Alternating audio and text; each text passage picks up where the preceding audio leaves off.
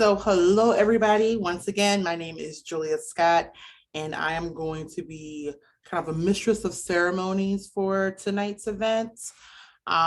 This is our 13th of the month event for June, and we are doing a racial justice trivia myth busting night. And we're really excited to have folks here.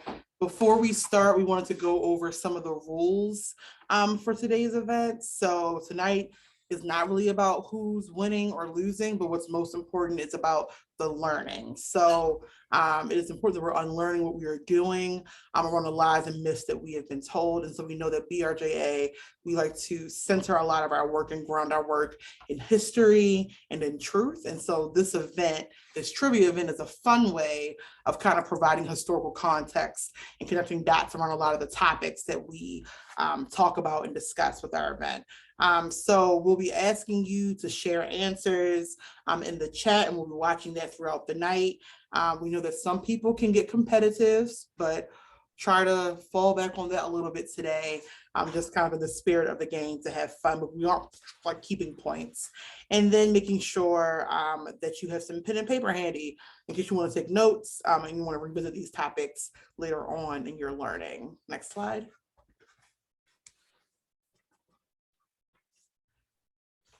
Tonight we have a bunch of different categories. So our categories for this evening are for all women until it's not, white women. Wow, those are some strong bootstraps, focusing on the American dream and merit. Our next one is when you know better, you do better, and we know America is doing. So focusing on American history. And the next one is how did this white supremacy get on my screen? Talking about entertainment. So these are our lovely categories. And I'm gonna actually pass it to Adar, who's gonna kick us off. Thank you. So let's start with, wow, those are some strong bootstraps. And the first question is, the racial wealth gap is the difference in wealth across racial lines in the US. Why are there stark income differences when comparing race in the US? So we have 4 potential answers. This is multiple choice. You can put your answer in the chat. The first choice is A, the federal government who actively created wealth building programs built them to benefit white people. B, there is a higher rate of divorce and separation in Black families. So there are more single parent households and less involved Black fathers. C, white people over generations worked harder than anyone else. And D, the federal government created structures for white wealth to flourish. And as a result, white Americans are more financially literate. So pick A, B, C, or D. I see some people in the chat saying A, definitely. The federal government who actively created wealth building programs built them to benefit white people. We got a lot of A's. I see one person who went for B, the federal government who actively there is a higher rate of divorce and separation in Black families. So there are more single parent households and less involved Black fathers. We got a D. The federal government created structures for white wealth to flourish, and as a result, white Americans are more financially literate.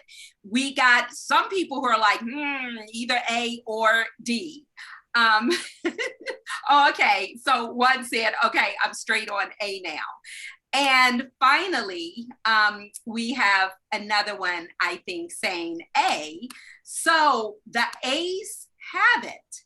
And the answer is,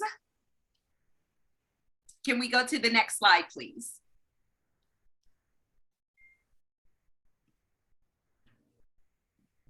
The answer is indeed A. So whether we are talking about the Homestead Act, or whether we are talking about the Homestead Act in 1862. And for those who may not know what the Homestead Act is, the federal government gave away millions, and I mean millions of acres of land to white settlers. They snatched it from Native Americans and just gave it away to white settlers.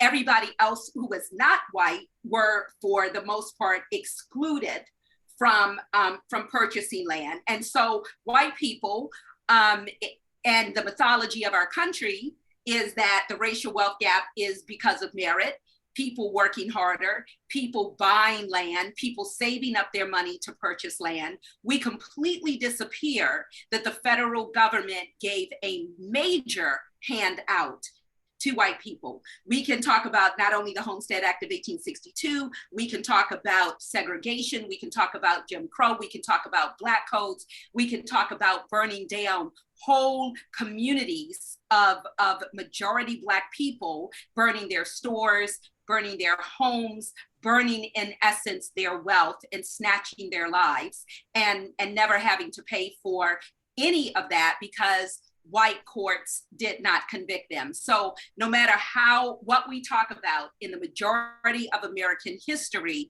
we are talking about the federal government who actively created wealth building programs, built them to benefit white people.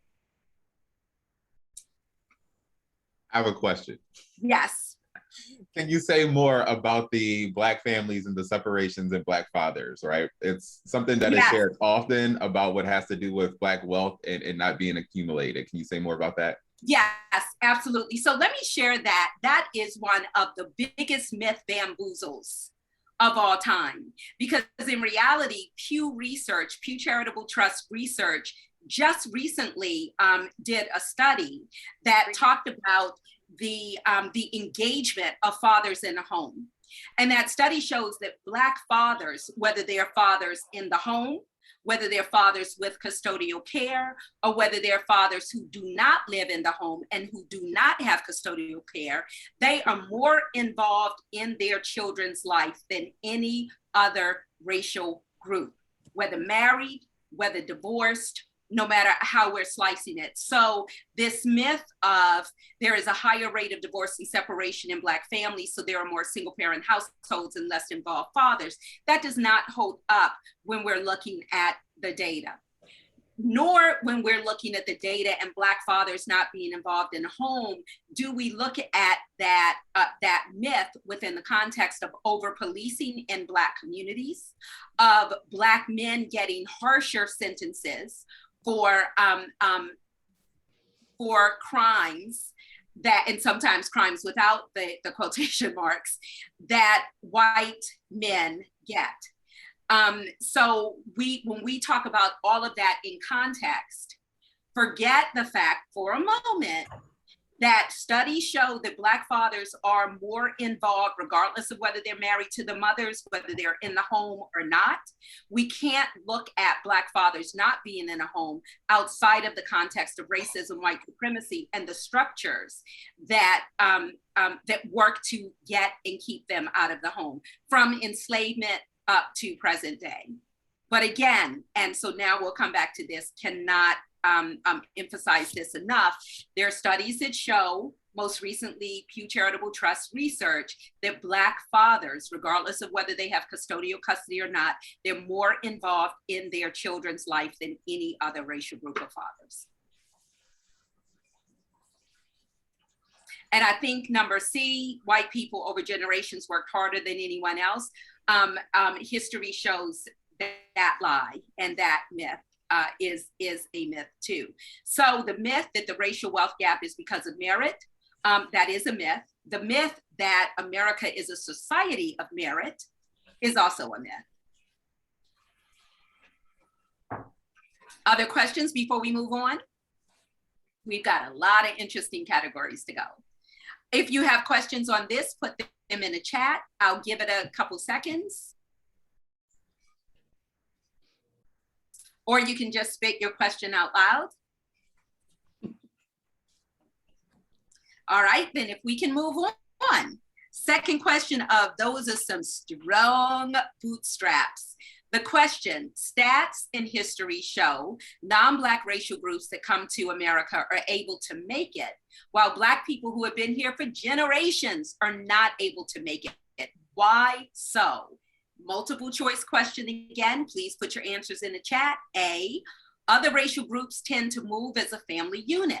They often live below their means in order to purchase a business or property that allows them to generate income quicker. B, American anti-Blackness. C, oftentimes immigrants come to the US in pursuit or with an established trade, doctor, engineer, accountant, etc.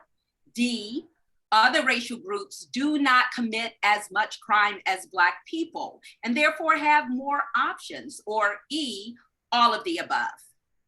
The chat is open for your choices. Okay, and I see that B, oh, A has a strong following. No, was that for the last question? Yes. So I see B has B showing up very strongly, American anti-Blackness. C, oftentimes immigrants come to the US in pursuit of or with an established trade, doctor, engineer, accountant. So I see 1A, other racial groups tend to move as a family unit. They often live below their means in order to purchase a business or property that allows them to generate income quicker. Okay, so we're kind of all over the board, but the most responses that we receive are B, with a smattering of C. Oftentimes immigrants come to the US in pursuit of or with an established trade, and then 1 or 2 A's. Other racial groups tend to move as a family unit. They often live below their means in order to purchase a business or property that allows them to generate income quicker. And the answer is, next slide, please. American anti-Blackness. So let's deconstruct some of these myths. Answer A, other racial groups tend to move as a family unit. They often live below their means in order to purchase a business or property that allows them to generate income quicker. When we look at the loans that are given to racial groups to build businesses, to buy houses, anti-Blackness comes into play as to who is eligible for loans, even with hefty incomes. Who is loaned to and at what rate. There is such a thing called the Black tax, which is the additional rate that banks and other lending institutions charge Black people who have a comparable credit score, who have comparable income, who have comparable credit history to white people. So that anti-Blackness, it comes into play. Let's talk about C. Oftentimes immigrants come to the US in pursuit of or with an established trade, as do other Black people of color, whether they are coming from the continent of Africa, and there are immigrants from countries in Africa who actually have more education than white immigrants coming in, and they still have a harder time getting jobs, and when they do get jobs, make less money than white people in comparable fields.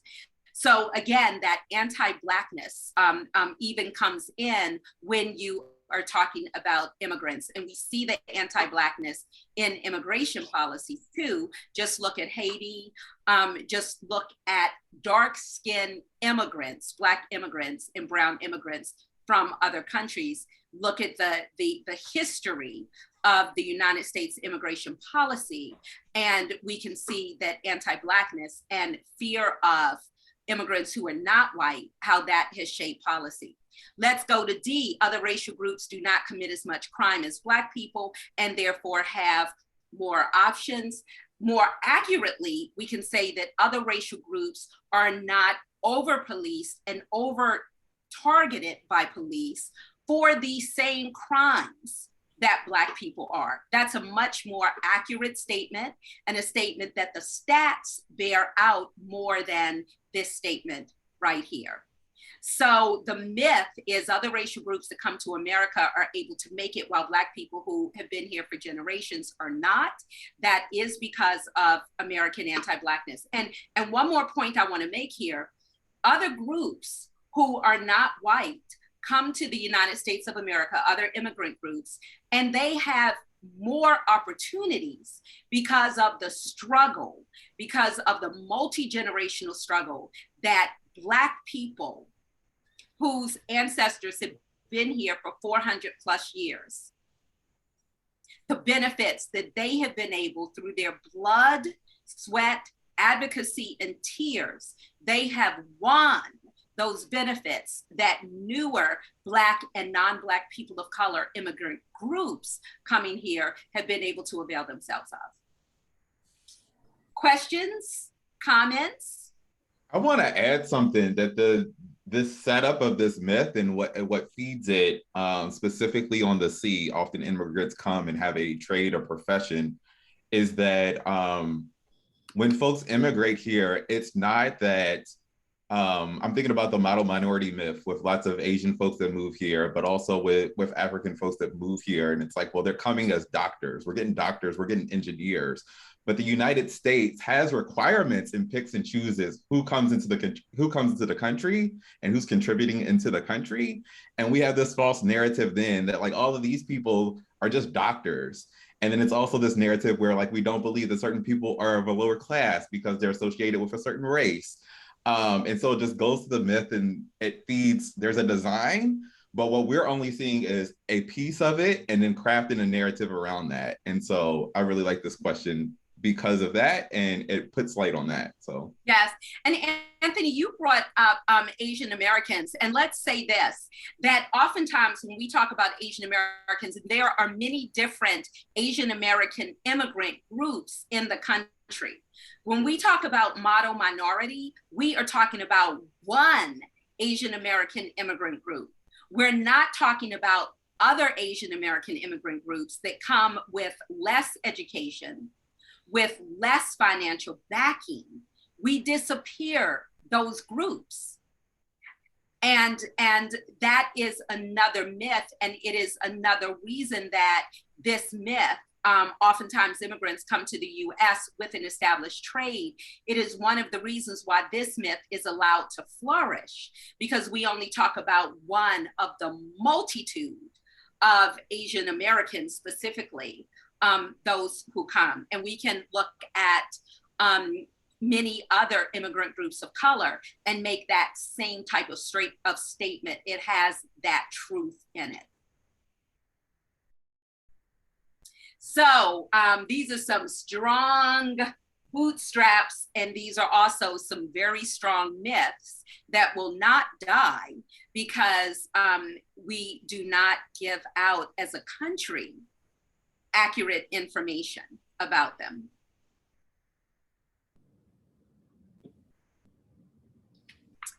So I suggest that we move on to the next.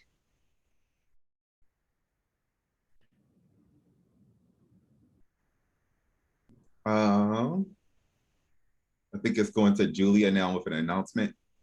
Yes, so we did not get a chance to announce this before we started with our first category, but this will be a really awesome time to make a donation. I mean, if you do enter a donation, you will be entered into a contest to win a prize at the end of today's event. So I'm gonna ask, yes, to put up the slide. If you would like to make a donation, you can use the QR code here. You can put your phone up to it in picture mode, and it should take you to the link. I make a one-time donation to support events like this one and future events. You can click on the QR code or visit bemoreantiracist.org/donate. You would click donate via PayPal to donate to PayPal with your credit card or your debit card, and you can enter 13th of the month in the notes or the subject area, just so we know. So we hope that you will make a donation to support events like these and for future events and for the opportunity to win a really cool prize. So I'm gonna give it back to those who are doing the trivia. I think Rebecca might be up next, and thank you.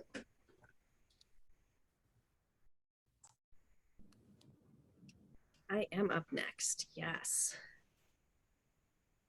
So my category is for all women until it's not. In other words, white women. And our first question for all women until it's not has to do with two well-known white women activists, Susan B. Anthony and Elizabeth Cady Stanton.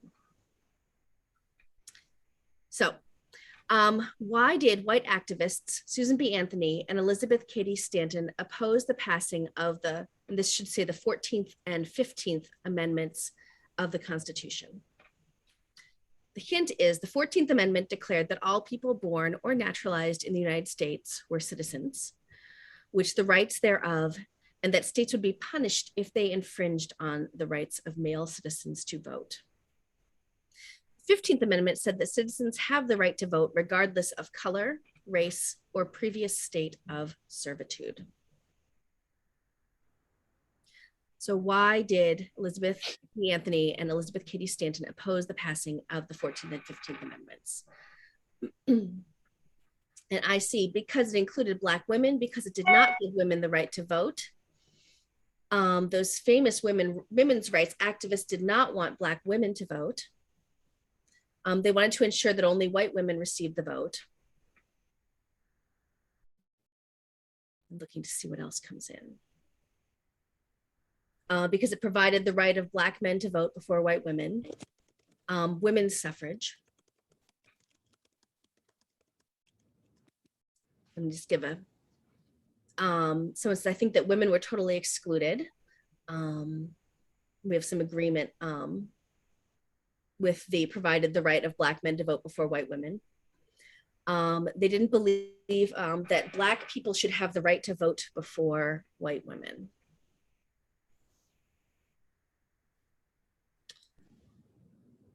All right, let's go on to the next slide.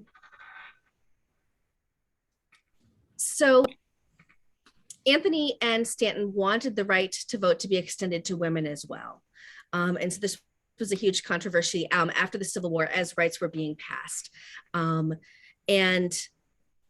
the point where they actually broke from supporting the 15th and 16th Amendment was that they objected to the idea that Black men would receive the right to vote before white women because they believed that white women were more intelligent and more prepared for the responsibility of voting than Black men were. And if you'll notice there, Black women were completely left out of this particular conversation and calculus in Stanton and Anthony's eyes. And so this was part, there was actually a lot of work together between the anti-slavery movement and the white women's suffrage movement during the time before the Civil War. But when it came to the question of who was going to be able to get the right to vote, Stanton and Anthony were unable to support an amendment that would give the right to formerly enslaved Black folks, since it would not include women and specifically white women. Do you have any questions or comments about this particular one?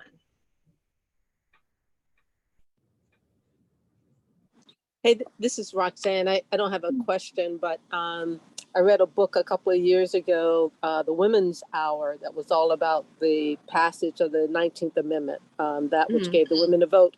And it was absolutely, it absolutely floored me how much race came into the discussion of the passage of the 19th Amendment, and how the Southern states, opposed the 19th Amendment largely because even though the 15th Amendment had been passed, they had been successful in pretty much keeping Black men from the polls. And so by passing the 19th Amendment, they saw that as putting even more pressure on the Southern states to line up behind the enfranchisement of Black people. And so it was just startling how much race played a factor into the 19th Amendment. Yes, absolutely. And the ways that white women really were very conscious of their race and used their race as a way of furthering their own benefits and their own rights at the expense of Black people. Yep. So yeah, that was definitely white women of the day, by and large, saw themselves as white women with both of those things together. Yeah. And then when the 19th Amendment passed, of course, the laws in the South still stood. And so white women got the vote, but by and large, Black women were not able to, due to the same laws that had been preventing Black men from voting post-Reconstruction. Yeah. All right, we are going to go from history to the present day. Anthony says that this isn't a historical fact that I see shared much during Women's History Month. Yeah, and we had a 13th of the month a few years ago on Women's History Month, and the way that it often will focus on white women and use that as sort of the definition of women writ large, while ignoring the racialized histories of women. All right, our next slide here, we are going to go back to the wealth gap again. But this time we're going to be going to the wage gap. So this is an often cited figure. Women in the United States make 82 cents for every dollar men make. Commentary, there's actually even a day that, that is marked that talks about the day when women would have to work to in the next year in order to catch up to where men were. This is known as the gender wage gap. However, this is not racialized. So this is all women compared to all men. When we racialize this, how much do you think that white non-Hispanic women in the United States make compared to every dollar that men make? And we're going to put this into the chat as well. So how much do white non-Hispanic women in the United States make compared to every dollar that men make?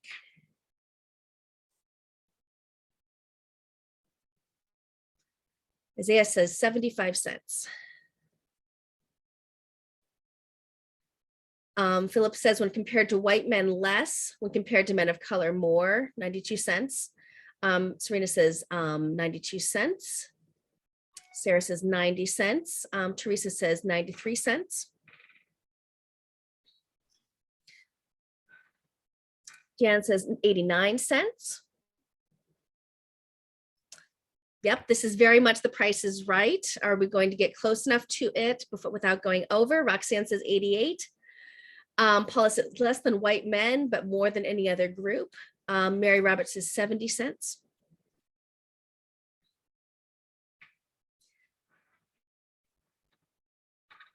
Let's go to the answer. So the answer is that white non-Hispanic women in the United States make 89 cents compared to every dollar that men make.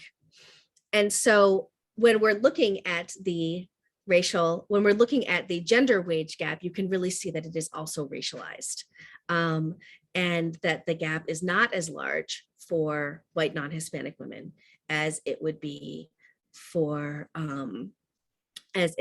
Black women, as it would be for Hispanic women, as it would be for women of other races. Yes, and Philip, yeah, for Black women, it's more like about 60 cents. It's in the 60s. Yeah, and so that's a pretty stark difference.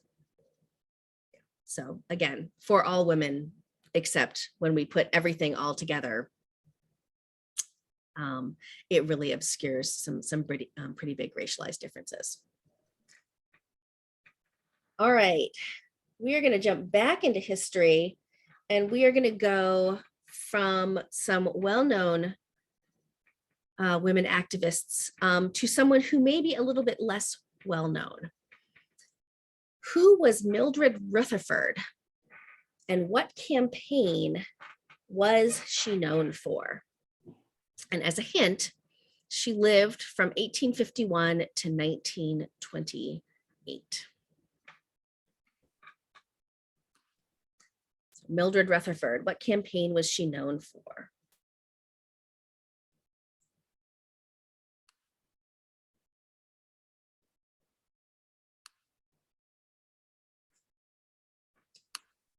Okay, and Paula says clueless, is not sure. Roxanne says maybe temperance.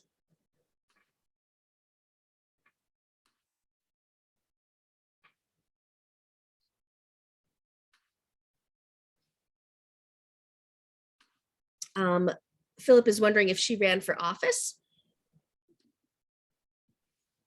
Isaiah, that she was a former white supremacist.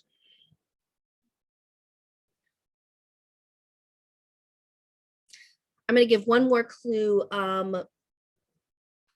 which is that she lived in the South.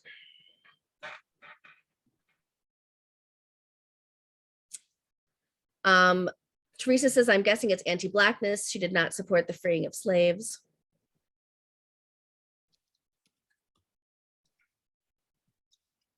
I'm gonna give just a few more, a little bit longer. Tammy says that maybe that women in the KKK, perhaps.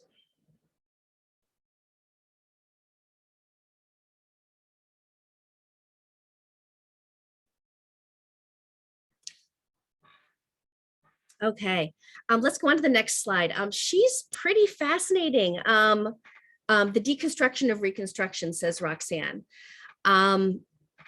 Yes, so that is actually that is a big part of it. So she was first a leader in the Confederate memorial movement of the early 1900s. So during that period of time when people in southern cities and not southern cities, or not so southern cities, if you consider, Baltimore a southern city or not, were raising money to put up statues and memorials to Confederate soldiers and generals.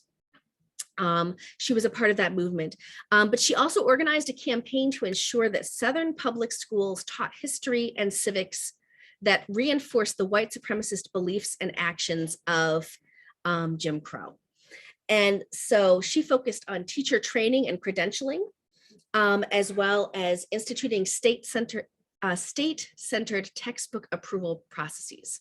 So she really wanted to see individual Southern states be able to have approval over their textbooks so that they could control the messages that were going to children, specifically white children, around the history of the South and the history, especially of the Civil War.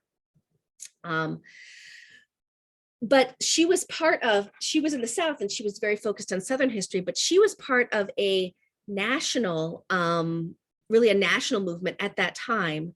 And this would have been in the 1920s, to try to make textbooks more celebratory of the US. This was a big thing nationwide. And so she was joining with that movement. There were Northern activists that were also trying to do this and saying, we really need to make sure that we're putting heroes in our textbooks, that we're talking about all of the great things that that the US has done. We shouldn't talk about other things that are not so great that the US did. And then Rutherford had a special spin to this, which was that she wanted it to also portray the South and portray the Confederacy in a good light. And so she sponsored chairs of Southern history at universities. She was sponsoring summer schools for teachers. That was a big thing that they were working on in the 1920s, was trying to improve teacher education. And so one of the things that she was really interested in was making sure that courses on Southern history were taught to teachers when they were coming for their summer courses, so that they would be able to go back to their students and portray Southern history in the white supremacist way that she wanted it to be portrayed. And I'm noticing that, so Anthony's saying this sounds pretty familiar. Yeah, this a lot of the words, a lot of the reasons that Rutherford was interested in controlling curriculum in school sounds pretty familiar to the people who are making a big fuss about critical race theory and about in our schools, and saying we need to teach about the history of the US and the way that it's great and we're all fabulous, and we shouldn't be talking about racism. We shouldn't be talking about other historical truths as part of our as part of the US. Nadar says moving backwards with all deliberate speed. And Michelle, this is why we can't blame everything on 45, on President Trump. This has always been America. Yeah. Any questions or comments about this particular one? If anyone's interested, this is the book that I've been reading recently that I've been really interested, which is Mothers of Massive Resistance, which talks about Rutherford and other women in the South who were part of creating, nurturing, and defending Jim Crow and segregation in the 1900s.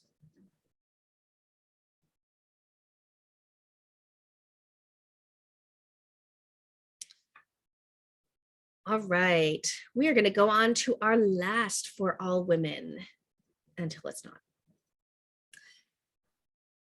In the late 1800s, white college-educated women founded settlement houses across cities in the US. Who were settlement houses designed to serve? As a hint, settlement houses were used to provide support services to the urban and poor.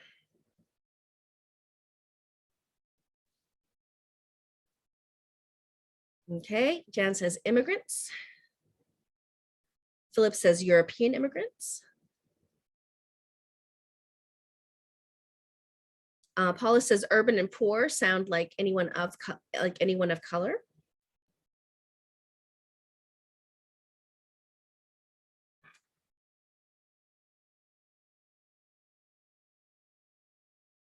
Teresa says white immigrants.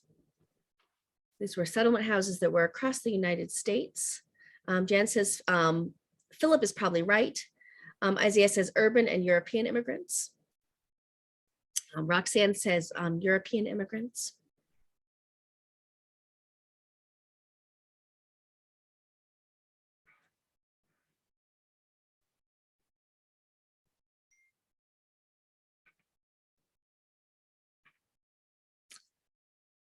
All right, let's move on to our answer. Settlement houses usually served immigrants from Southern and Eastern Europe. So these were European immigrants. These were people who were being assimilated into American whiteness. Settlement houses provided material aid. They also offered classes in English, American culture, and job skills. And one of their main roles was to help new immigrants from Europe to assimilate into American whiteness. At the same time that there was a huge immigration wave coming from Europe, there was also the Great Migration happening in the United States. And that was, and settlement houses that were, especially those that were run by white women, were generally not serving migrants who were coming from the South. But they were serving immigrants from Europe and helping them to assimilate and to adapt to the United States and specifically to US middle-class whiteness. And Paula says, so urban and poor didn't become code words until later. Yes, exactly. So around this time, urban and poor could mean many things, including immigrant communities from Europe. And Philip says, I took a class on this one. It's been a while. Is this involved with the poor Europeans that were deserving? Yes. And so a huge narrative. We have Europeans who are coming from, the old country, and they're coming and they're working really hard and they're trying to become Americans and all these things. And so this huge narrative around, we need to help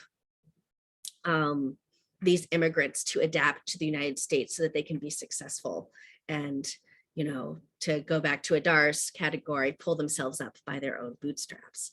And those narratives just were not given to Black migrants. They were not seen as coming and just trying to make a living.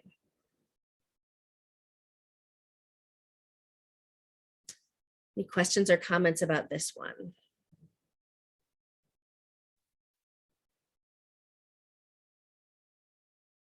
All right, well, I have really enjoyed digging into some things about white women and the ways that they support all women, sort of, kind of, but really white women. And with that, I'm going to pass it back to Julia.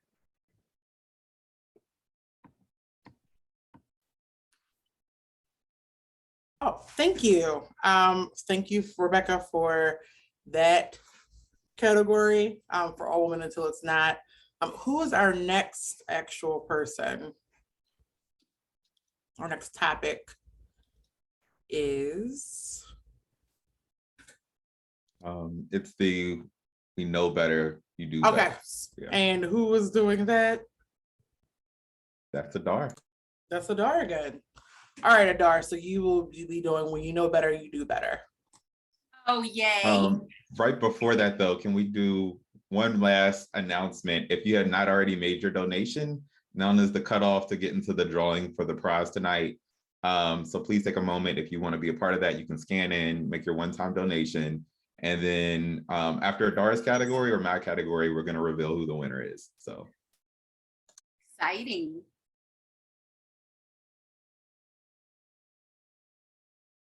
Okay, before I start, I want people to just concentrate on entering this contest. So just we'll give you a second or two to do that.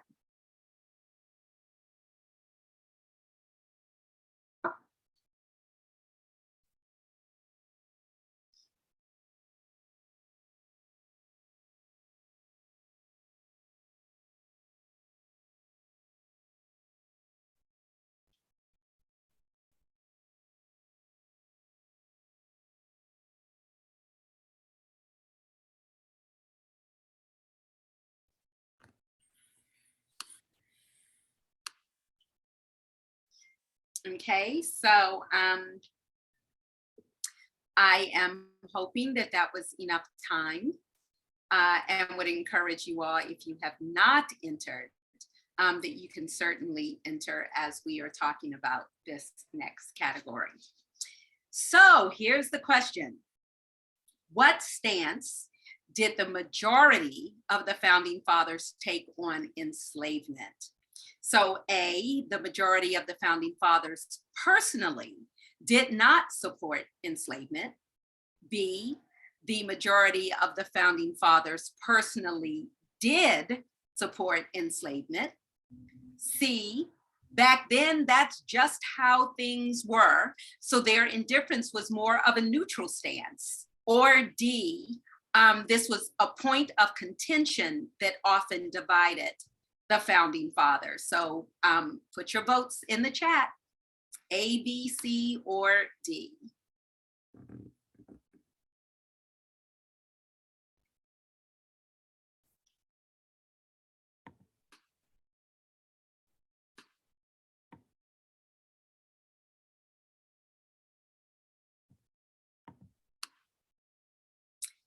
Okay, now I am not seeing, oh, here's one message coming through. I was getting ready to say, boy, this must be a question that's stumping everybody. So here are some A's. The majority of the founding fathers personally did not support enslavement. Couple B's, the majority of the founding fathers did support enslavement. Some D, well, one D, no, two D's, it was a point of contention that often divided the founding fathers. But it seems, I don't even know, this is a close one. Would you all say that it's mostly B's, that the majority of the founding fathers did support enslavement? Okay, so Philip's saying, yep, that's what I see. Is that what others see, that it is mostly B's? Okay, then we will go with that. And let's go to the next slide.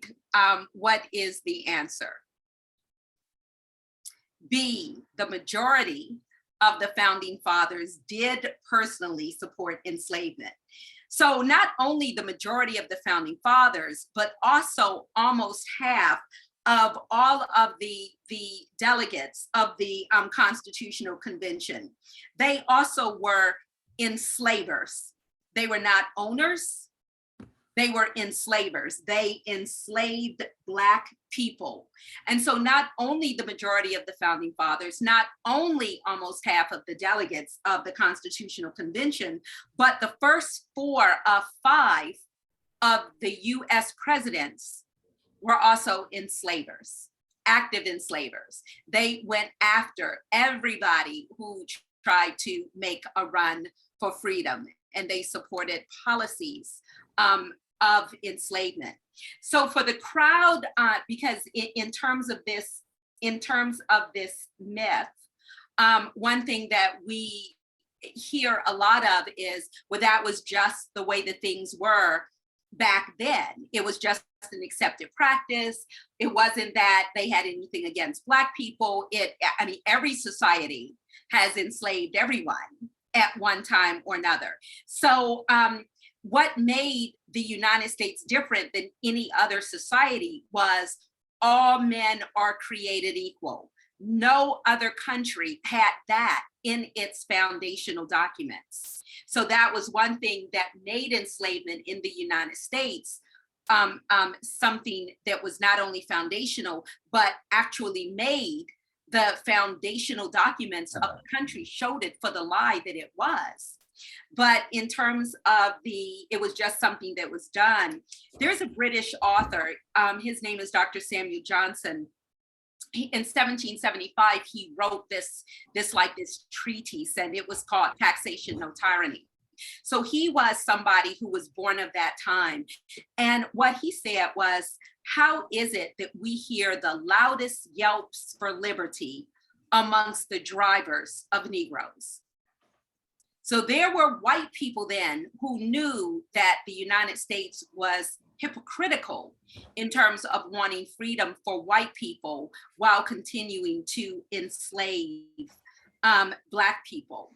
And George Washington wrote to a friend in 1774, "We must assert our rights or submit to every imposition that can be heaped upon us, till custom and use will make us tame and abject slaves as the Blacks we rule over with such arbitrary sway." So there are people who knew exactly what they were doing and who were in total support of it. The people who were left out of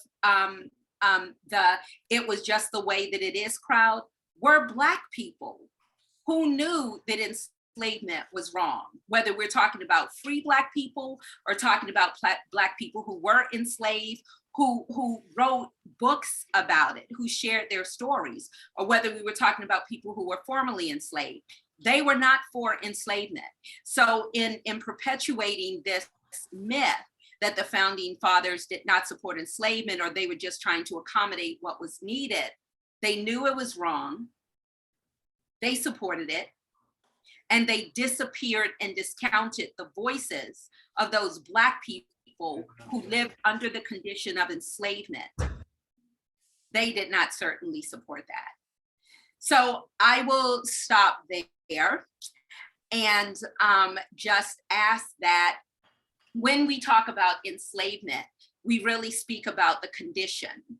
To talk about people as slaves really disrespects our ancestors who were fathers, mothers, cousins, husbands, wives, children, grandchildren, artisans, cooks, all of that, who survived under a condition of enslavement.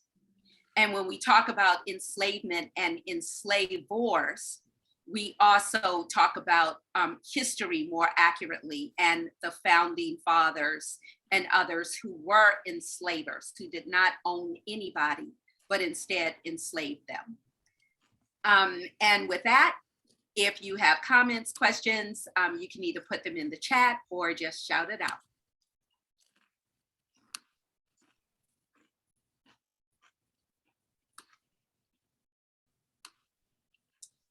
Then I would suggest that we go to the next slide.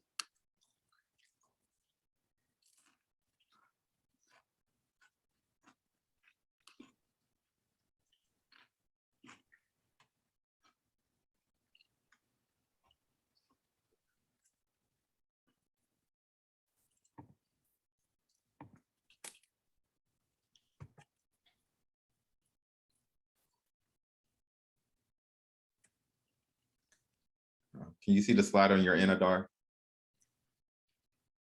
Yes. Oh, okay. So sorry, you all. So the question is, we live in a post-racial society. So this popular saying took hold when? A, after Martin Luther King's I Have a Dream speech. B, during Oprah Winfrey's reign as the queen of talk show television. C, after affirmative action was passed. D, after the first African-American president, Barack Obama, took office. Or E, all of the above. You can put your things in the chat. Oh, and we have a D, after the first African-American president, Barack Obama, took office. E, all of the above. I see quite a few E's and D's. It seems like the E's and the D's have it in terms of the popular vote. Okay, one more person weighing in. Jan says D, but maybe E. All right, let's go to the next slide.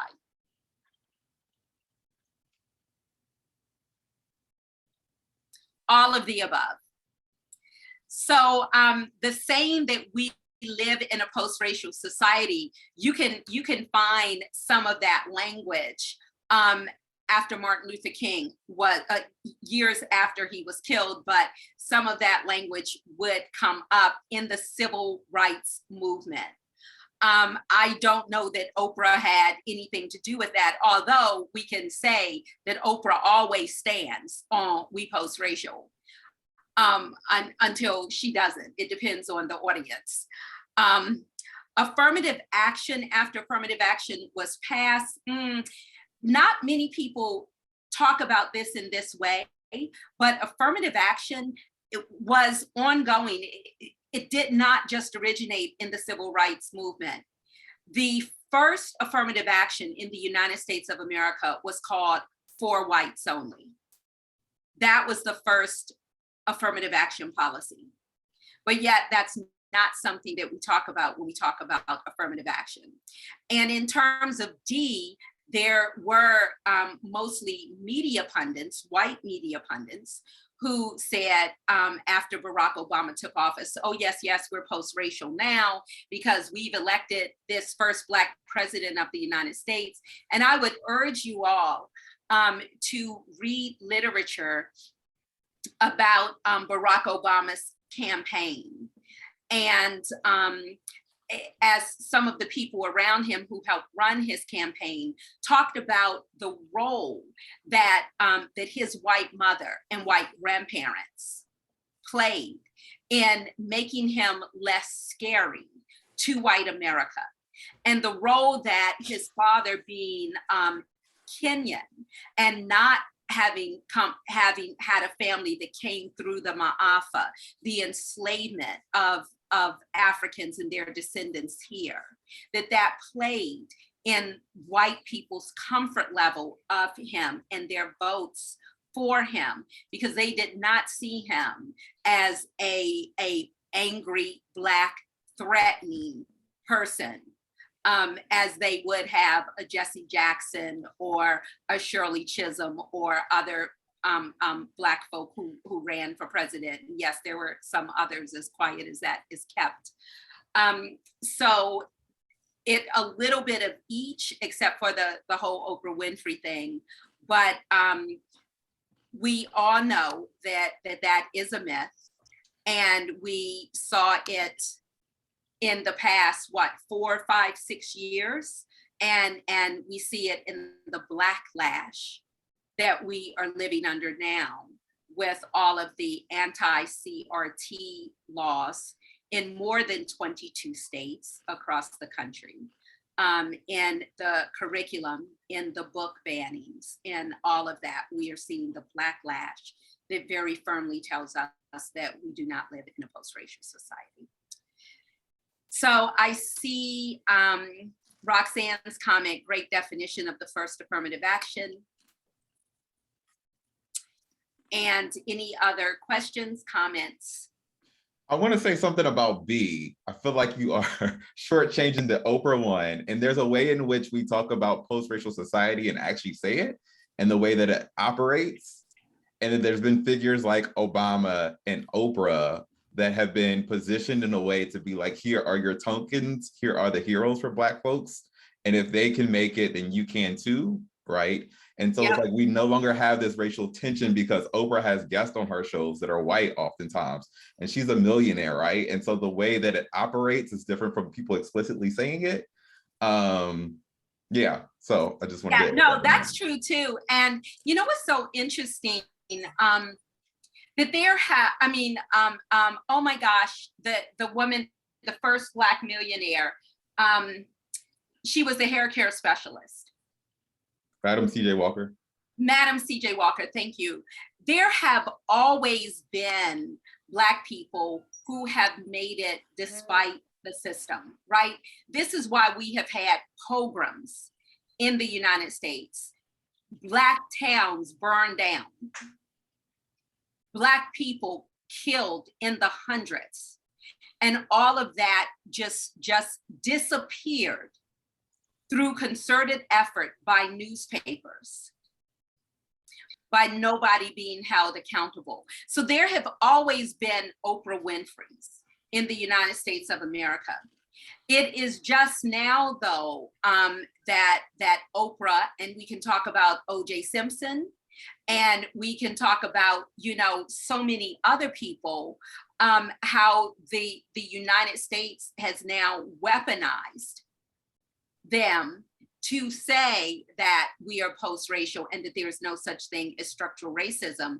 Whereas if you go back to the Sammy Davis Jr.'s, the C.J. Walkers, and others, America has wanted to truncate their access and to snatch their money. And those people have lost, in large parts, their very lives, because America wasn't trying to weaponize them to say there was no structural racism. They were trying to squash all of their efforts and wipe them off the map.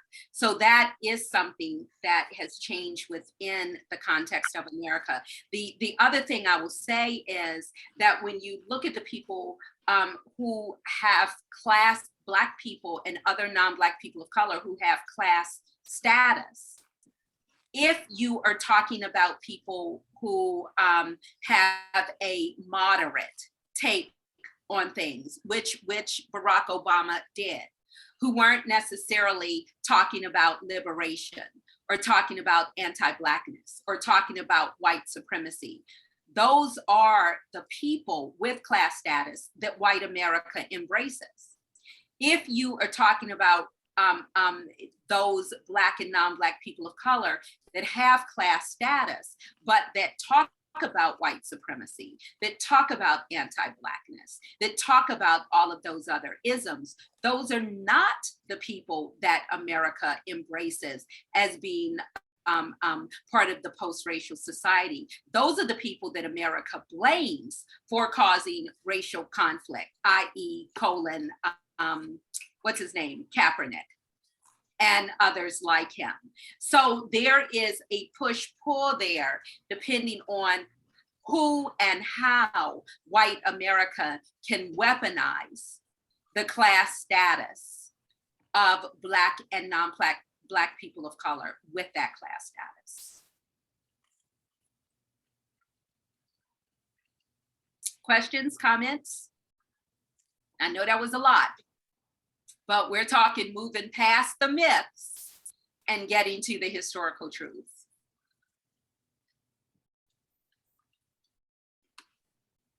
Okay, then I think the next question then.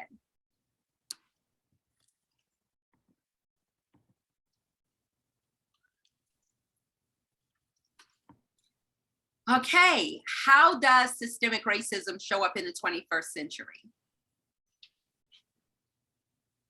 A, there are racial extremists, but they are outliers. The majority of Americans don't fall into this category at all. B, the rise that we see in racism is because of racial groups on all sides. C, It shows up in all of the institutions that we interact with on a daily basis. D, we see it through police harassing, injuring, and murdering Black people. Or E, systemic racism still perpetuates because there are still small pockets of people whose hearts and minds have not changed with the times. Okay, multiple choice. Your answers are, I see some C's and D's. It shows up in all of the institutions that we interact with, and we see it through police harassing, injuring, and murdering Black people. And I see 1E, systemic racism still perpetuates because there are still small pockets of people whose hearts and minds have not changed with the time. I would say, however, that we're mostly C's. It shows up in all of the institutions that we interact with on a daily basis. I need some help here. Are you all seeing what I'm seeing in that it is mostly C's, or does anyone have a different opinion? Mostly C's? Okay, then let's see what the answer is. See what I did there? Let's see what the answer is. Which is the answer? Do we have another slide? And C. It shows up in all of the institutions that we interact with on a daily basis. So it shows up not only in our criminal justice system, which is what everybody wants to go to because that's easy, but look at what is happening now.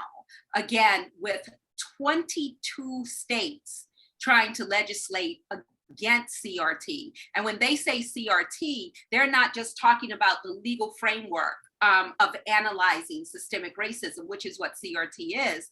They're talking about anything talking about race as being CRT adjacent that they want to stop, like Ms. Rutherford, who wanted things talked about in a very certain and specific way that advantaged and told the myths according to white people. Yes, Donna is saying healthcare, education, housing, all of that. Who are on news shows? Who gets to tell the stories? Who gets to frame the stories of society? When we look at education, Thomas Jefferson and George Washington, are they talked about as heroes, or are they talked about as enslavers? Who gets to frame the narrative that we all grow into and are inculcated with every day? When we see a tape of somebody getting killed, then on tape, murder on tape, what do people say in social media? Well, what happened before the tape started rolling? These are ways in which we codify myths. Paula is saying, who writes the textbooks? Absolutely, Paula. So all of that. And I want to just stop there and ask for your thoughts, your feedback. And some of you who did not say C, why did you choose other answers?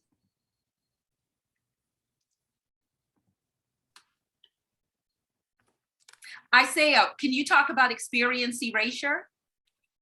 Yeah, of course. Of course, just like you said, the Americans have we have collectively as a society, we have a major problem in the ways that we see certain experiences. So just like the young lady was talking about, Miss Rutherford, you know, we're going to talk about it this way so we don't come out looking like the bad guy. You know, so that's an experience erasure that America seems to keep falling in line with, that generation after generation trying to erase the experiences of Black people or people of color to fit their narrative, you know, to make things look a certain way, but they're not that way. You know, and that's probably why I put E right there, because I'm a pastor of a local church here in Baltimore, and I want to always look at the good in all people. So I was just like, ooh, this is a confusing question. Other than that, I would have picked C, but I was just like, yeah, systemic racism still perpetuates, but the small pockets of people is getting a little better. You know, it's getting a little better that we're even making connections like we're making today. And just even seeing my Caucasian sisters on this call right now, you know, that's letting you know that it's still getting better, but we still can do more, you know, to educate. Yes. So let me share that there's always been in resistance movements this dichotomy almost between, are we going for changing people's hearts and minds, or are we going for changing this legislation that will help protect us while we change the hearts and minds, right? The hearts I hope it's both. Yes, the hearts and minds, and Paula agrees with you that we should do both, and I do too. The hearts and minds, though, is an individual argument. It takes racism and white supremacy and anti-Blackness out of the institutional and the structural and puts it into this proximity framework. If only we would get to know each other better, then these things wouldn't happen. When the reality is that the most racially integrated the country has been during that period of enslavement.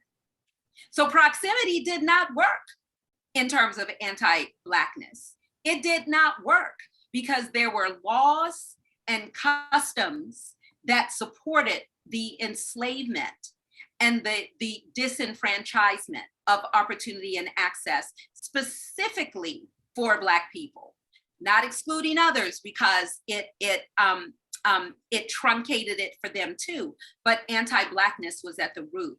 So we can talk about hearts and minds, but if we're making an individual argument, you know, that is what we have to change primarily, then we are disappearing the institutional and the structural. And that is a myth that is also running rampant in this country, that it is just a bunch of racial extremists that are outliers. And what we see now with 77 million votes of a presidential candidate who is an open white supremacist, thousands of people who committed insurrection, and the people in Congress, white people, who are defending them and who were part of the planning of it. We see that we're not talking about racist extremists at all, but we are talking about the very people who are in the mainstream of creating and making and voting laws that impact the rest of us. No other racial group has to, well, let me say, white people do not have to worry about people being in Congress or in local governments that have the ability to create laws that can truncate their and their children's opportunities and access, and that can put their very lives at risk. Because other white people will not vote them in to office. In the same way that they'll say, well, I don't agree with them on this issue, but I do like what they're saying on other issues. Adar?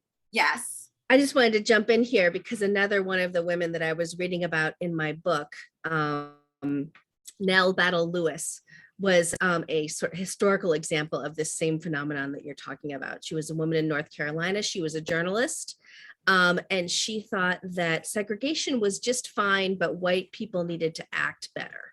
And if they would just stop being violent and just enforce the laws of separate but equal a little bit kinder, everything would be okay.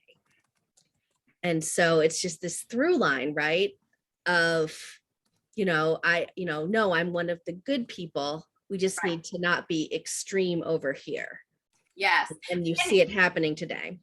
And Rebecca and Anthony, how often do you all see, because you all, this is your work. How often do you all come across people saying, well, I was going to support you, but you said this, so now I'm withdrawing my support, and you are the reason that we still have racial strife? I see that kind of reasoning on social media all the time. Mm-hmm. Which also speaks to the shallowness of the commitment, the shallowness of the I guess artificialness of the values and the alignment that is there. And I'll stop right there because it's a whole nother thing. It's a whole conversation. It is a whole conversation. So as we look at systemic racism and how it shows up in the 21st century, I hope that what you get out of this is that it is not an outlier issue. It's not an issue of racial extremists. It is people in Congress making laws that impact our families and our ability to live in this country without fear of getting slaughtered when we leave our front door. That's what it is about. And what other goodies do we have in terms of our slides and questions? I think it's on me now. So I will do this quickly because we're running out of time. But this category is, how did white supremacy get on my screen? And for this question, it's going to be, how did it get on my radio? So what do these artists have in common? We have Little Richard here and we have Big Mama Thornton. Short answer in the chat, what do you think that they have in common? And not just that they're Black. They were powerful. You said they were powerful? Uh-huh. Okay. See, largely stolen material, forever work. Yeah, I was going to agree with Philip that they both have famous songs and what that were stolen from them. So that largely stolen material really rings true. Mm-hmm. Other comments, thoughts? They had a great stage presence. Uh-huh. Let's go ahead to the answer. They were wholesome, unapologetic. Okay. Yeah, next one, Dana. Yeah, so, and can you click again? This is Pat Boone, who you may or may not know, who, I'm gonna do this, covered Little Richard's song, Tutti Frutti. During this time period, Tutti Frutti had already been recorded by Little Richard, and white radio would often say, we need a white voice on this, and then would promote this. White artists would get the profit, would get credit, would get invited to be on the big stages, make the big dollars for it. So that's Pat Boone right here. And then our second one is Elvis Presley, who stole Big Mama Thornton's You Ain't Nothing But a Hound Dog. And I'm saying this one on the cover because I'm talking about how dangerous this is now. And we're talking about how history is rewritten. Because now when you look at this and you look at the history of these songs, it says they were covered by these artists. And what covered means now in the 2020s is an artist did a song, maybe put a cover and put it on YouTube. We're talking about the difference here when a song is actually stolen. Artists is not giving accreditations for it, have not given the writing credit for it. We're talking about over time. What is the word for it? When it's not your estate, but when it builds over time for your writings and your art, I forgot. But these are Royalties. royalties. Thank you. The royalties. We're not giving the royalties for these songs that are still played today, still blasted today, right? And then when you look at how big Elvis Presley was and being a rock star, being a quote unquote the rock star who also swiped and stole dance moves from attire to a lot of who Elvis Presley was from Chuck Berry, from Little Richard, from other artists, right? And then you have like Big Mama Thornton, who I didn't know about until about maybe 4 or 5 years ago, who's not as big as Elvis Presley, right? And so the danger in naming and saying that these are covered is because now in the 2020s, it's hard to figure out, was this an artist that actually covered this or was it stolen? And so I had that challenge with Bob Marley's I Shot the Sheriff. And so I don't know if people know, but I was looking and I was seeing about half of the things saying that it was stolen, half of it that was covered by another artist, but just went mainstream by another artist. And so what I want to lift here in the myths and the unlearning that we have to do is that we have to look closely to the language that is placed there and question it. Is that actually covered to erase history? Is the word covered placed there to erase history, or was this actually covered by an artist? Those are two different things that we should be asking. So let's look here. Julia's saying that it's very Dream Girls, has a great scene about this. Yes. Yvonne's laughing about Little Richard. Love this point about covers. Dana. Philip says, child, shaking my head. Nonetheless, it's not right that his work was stolen. Correct. Very much agree. Very much agree. I'm going to keep going to this fast pace so we can get through all our slides before our end time. Just one more question. Find the show or shows that have not garnered attention for its cultural insensitivity or white supremacist dog whistling messages over the years. So put in the chat the show or shows that has not been called out for being problematic over the years. Put your guesses in the chat. Which ones have not?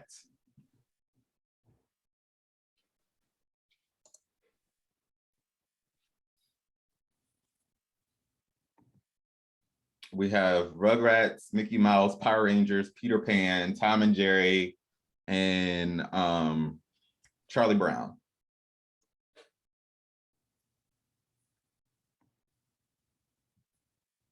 None of the above. They were all culturally insensitive. Power Rangers, Mickey Mouse.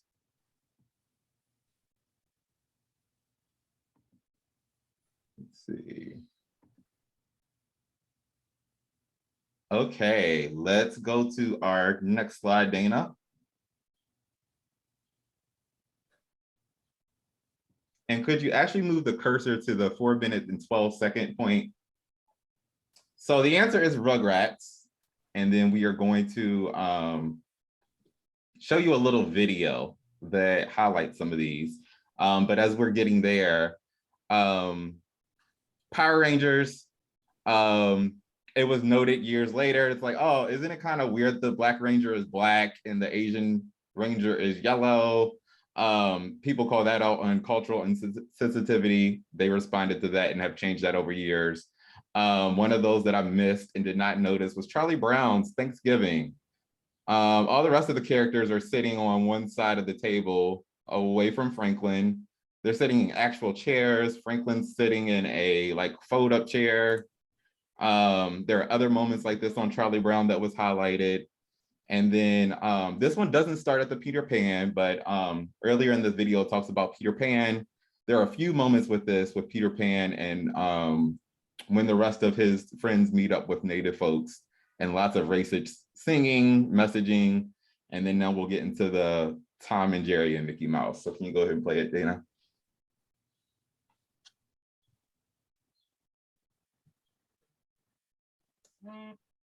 Oh, we can't hear right now.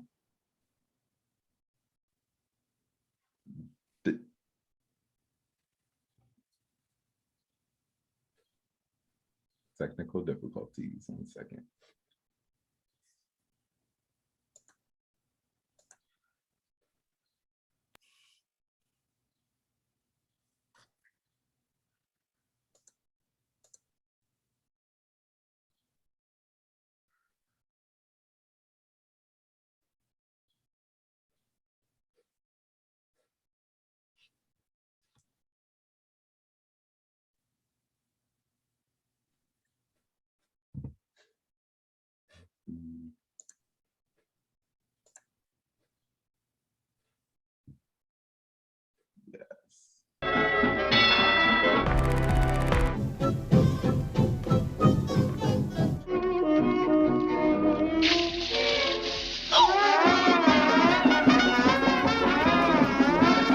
No, ma'am. I ain't seen no cat around here.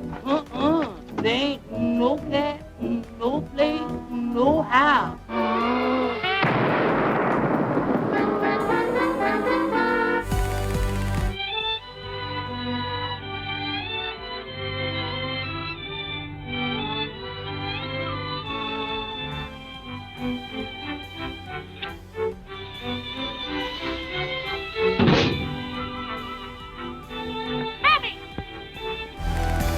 can stop it yes, there. is very good for families to taking a judo.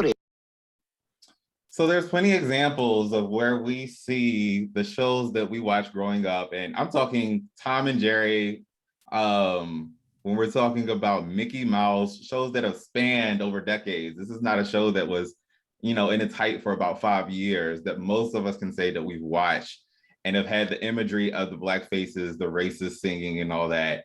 And this is what we're talking about when we say that we breathe and we swim in the water of white supremacy, when we're not even thinking of it, right? In childhood, we're getting these messages and we're absorbing it. And then we get to a whatever age where we're like, oh, wait, where did I get this from? Who did I hear this from? And we're like, well, my parents didn't teach me that, some folks say, but how do I still have these messages? This is what we're talking about when it's everywhere and in all the stuff that we touch and that we breathe.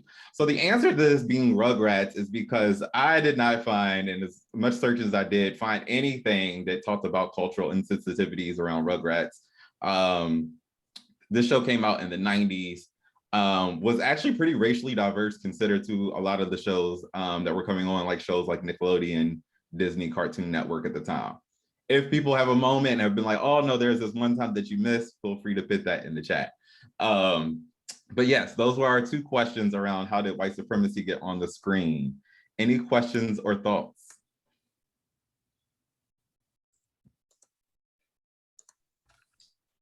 It's funny how like you don't really even notice it until someone's like pointing it out to you, especially in the comparison like to the TV that people have today, where there's such a focus on trying to be a lot more diverse and inclusive, and granted they even had its issues, but thinking about like the stuff that I did grow up with, I certainly see the difference. It's very interesting. Mm-hmm. And thanks for bringing that up, because it's also not to say that it doesn't still exist, right? While there's such a focus on, and it's so sexy to be inclusive, whether that be racially or by sexual orientation and stuff, what I was finding was that it was still showing up in television shows today, from the iCarly to the Hannah Montana. Difference being that once it aired and people gave pushback, these episodes are now gone, right? And so now there's the power to be able to push a button and delete it forever for people not to be able to pull something back up, right? And when we talk about the importance of this is who is looking at this? Who's in the room writing this? Who's coming up with the ideas? Who's playing the characters? And so that question still remains even in a 2022 where we're trying to be inclusive and include all of these people in these quote unquote authentic ways, that these things still show up, right? And we still have to be on the lookout for them. We can't just say it's 2022. We can just put our kids in front of the TV and all's gonna be good because we've all progressed and arrived at a certain level. So final thoughts on this one? Okay. We are, let me see a couple in the chat. Someone is saying, these topics are priceless. Thanks for sharing this. Thank you all for being here. Thank you so much to the team who brought all these insightful thoughts together. Appreciate it. Thank you, Jan. I'm noticing more diversity on programs today, like Chicago, Mid-Fireplace Police, Sesame Street. Yep, we just talked about that. So thank you all for this great time, great fun in doing these games. Now it's time for us to reveal the winner of the prize. I'm going to pass it over to Rebecca to do that. But I also just want to do like another plug and thank you for this entire month. This is our anniversary month. And so some of your faces we've probably seen in some of we did 2 So You've Done DEI conversations, June 2nd and 7th, I believe. We have this 13th event that is today. There's a celebration last week for one of our founding members, Diane. There was an exhibit. And then we still have coming up Short Takes, which is next week, the 21st at 6:30. That's going to be myself, Michelle, and Julia, where we have a topic on IG Live that we discuss. So hopefully we see you there. But thank you for celebrating with BRJA another year. And thank you all for your donations today. And if you're a monthly sustainer, thank you for being a monthly sustainer. And excited to not only see you today, but for other 13ths and other events. So I'll pass it over to you, Rebecca. All right. So we had 8 people who donated today. And so Anthony, I need a number between 1 and 8 for our super low tech drawing. Let's do 3. Okay, 3. So that is Philip Lovett. And so we will be in touch with you via email. with more information. But congratulations. Congratulations. Congrats, Philip, and thank you for everyone else who donated to continue events just like these. Speaking of events just like this, next month we have our July 13th event, and we're going to be talking about which racial box do I check, the history of racial classifications in the US. So if you want to join for that event, make sure you follow us on our Instagram, our Facebook, and our YouTube. Particularly our YouTube has our past events, and this one will also be shared on our page. So make sure you do that. But for this kind of events and future ones, follow us on social media, sign up to receive our emails, go check us out on our website so you can find out about what we have coming up. And we want to thank you all once again for joining us on this lovely Monday. And we hope that you have a lovely day. Oh, and Philip won a gift card too. What was the name of the place again, Julia? The ice cream place? Kajay, is that how you pronounce it? Oh, Kaju, yes. Kaju, yes, to Kaju. We didn't announce what the prize was. So congratulations. Yes, Yeah, it's a Black owned creamery place that you should check out if you have not yet. So thank you all so much. I'm noticing that there's somebody who says that they're wanting to get our emails. If you go onto our website, there is a link there to sign up for our email list. Yes. Okay. Thank you all. Have a great night.